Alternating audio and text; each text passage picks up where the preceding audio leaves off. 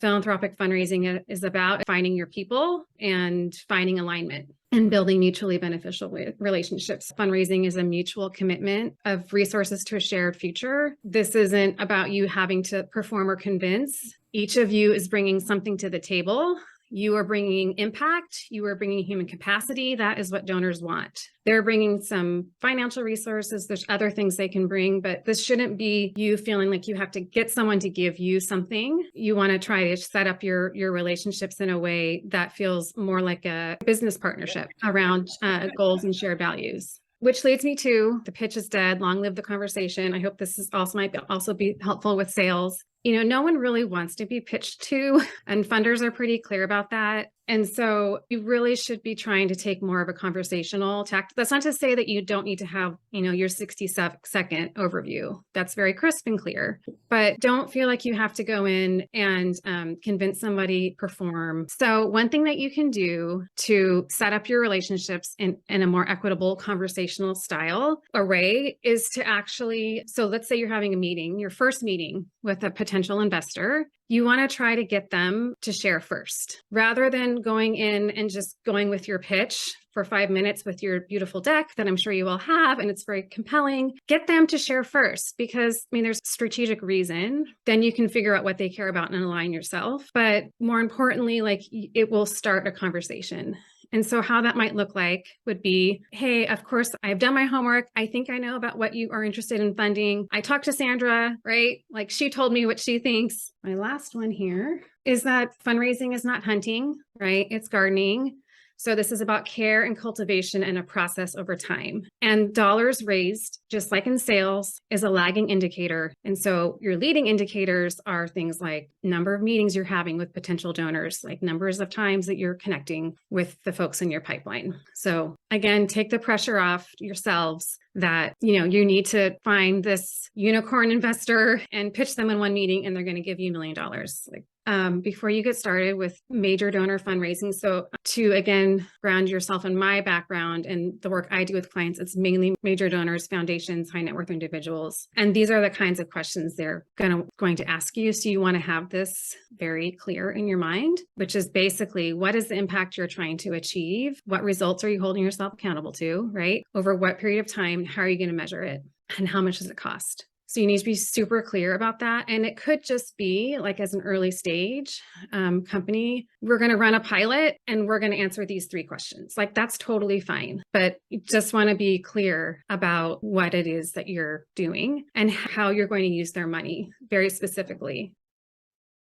We're going to look at some fundraising steps. The first thing you want to do is identify your ideal donor profile. And it needs to be more of a reason than that they're wealthy and that they live in your town. Because individuals or funders, they all have to make decisions. They can do anything they want, but not everything they want. And the more specific you can get about why they should fund you, the better return on your time. If time is really what you're worried about, the more sort of thought and care you can take up front, and the more targeted you can be in who you're reaching out to, then you're going to have a higher rate of return. So you want to look at funders who care about education, right? And you want to see who you're connected to. And so you want to kind of paint that ideal donor profile in your mind. And then you want to build a list. And so I'm going to give you 2 of my top tips for how to find people within or how do you make a target list of potential funders? Look at donors to analogous organizations is the best shorthand way. Probably is not a surprising piece of advice.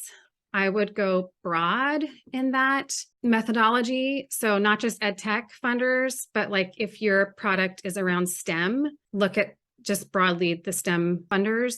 And in terms of sourcing those names beyond analogous organizations, I would consider getting a 30-day free trial subscription to Insight Philanthropy. It's an amazing resource, and they have a gazillion profiles of donors. You can search all manner of things, and they have a great report they just did on K-12 funding landscape, which is going to have, a lot of good information for you. So I would definitely consider checking out Insight Philanthropy. Once you have your target list, I would think of 5 or 7 names on a list. Take it to your network and ask people for their insights into these funders. Of course, warm introductions are always very helpful. But you want to take the pressure off your network, right? So I always ask for insights, introductions, and who else should be on the list, because it's very hard, if you think someone might have ideas about funders that you should be talking to, sometimes it's hard to think of it just in a vacuum. So if you bring a list for them to start with, they might say like, I don't know anybody, but this makes me think of X, Y, and Z. And so they can help build your list. The second one, qualify. You got to meet them. How do we meet these people? If you're an underrepresented founder who's maybe not as well networked, how do you do that? Again, you want to be very liberal with your network. LinkedIn is your friend. If it's a foundation, you can actually search for the foundation and it'll tell you who works there and how you're connected. The other thing that I thought of, could you find, let's call them first-gen executive directors who have raised money in the past, are still active in the field, want to see the next generation do well, and might be able to make some introductions for you.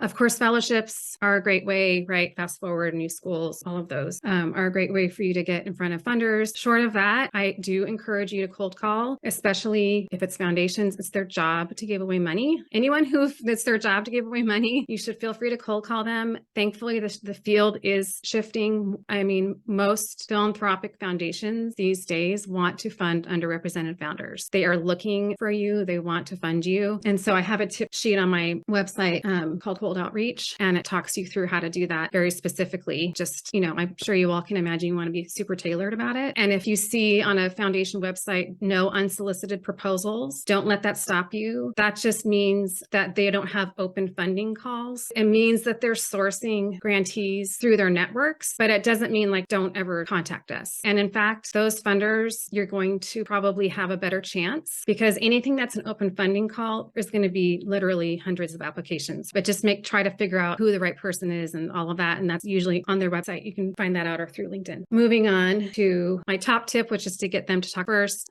Second, this is not an ask for money conversation. This is just get a second meeting. So again, take the pressure off of yourself that you have to go in and like pitch a stranger, at least in nonprofit fundraising. This should just be a conversation about mutual alignment, and you should go in with some ideas of how you can continue the conversation. So whether that's have another meeting, meet your co-founder, try out your product, come for a tour, that kind of thing. So it's going to take maybe 2-3 meetings until you get to the place where you can, make the ask. And if you've done your job right, this shouldn't be a surprise for them. So you're going to, number 3, cultivate them over time, engage them in your work. And then at some point, again, after maybe 2 or 3 meetings, you're going to ask if you can ask, right? And so that could look like, would you consider a proposal? Or we need to close $1 million by December. Should we be thinking of the Gates Foundation as a candidate? Help us with that. Or we have this opportunity to scale into Texas. Can I come talk to you about our plans? I'd love your thoughts, and I'd love to talk to you about possible support, right? So you want to ask if you can ask. And this is really helpful for people like me who have more like sort of softer personalities, but it's also, I think, helpful for your donor. Again, you don't want to surprise them. When you make an ask, the main thing that you want to do is have a rationale for the amount and the impact. And then there's going to be some negotiation, probably. I would encourage you to ask them how they want to be involved. That should be one of your conversations, and offer them some ways. Do you want to meet with me? Like, I'm happy to meet with you once a quarter, send you updates. Do you want to be in our newsletter? Get from them how they want to be involved.